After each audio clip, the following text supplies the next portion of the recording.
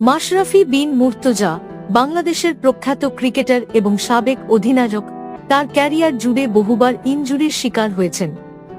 তার ইনজুরির কাহিনী খুবই প্রভাবশালী এবং অনেক কষ্টের। প্রথম ইনজুরি 2001 সালে জিম্বাবুয়ের বিপক্ষে তার টেস্ট অভিষেকের সময় মাশরাফি প্রথমবার ইনজুরিতে পড়েন। এটি ছিল তার পিঠের ইনজুরি, যা তার ক্যারিয়ারের শুরুতেই তাকে কষ্ট দেয়। হাঁটুর ইনজুরি মাশরাফির সবচেয়ে গুরুতর এবং ঘন ঘন সমস্যা ছিল তার হাঁটুতে। তার ক্যারিয়ার জুড়ে তিনি মোট 7 বার হাঁটুর অপারেশন করেছেন। 2006 সালে অস্ট্রেলিয়ায় তার প্রথম বড় অপারেশন হয়। বারবার ফিরে আসা ইনজুরি এবং পুনর্বাসনের সময় মাশরাফি অসাধারণ মানসিক শক্তি প্রদর্শন করেন।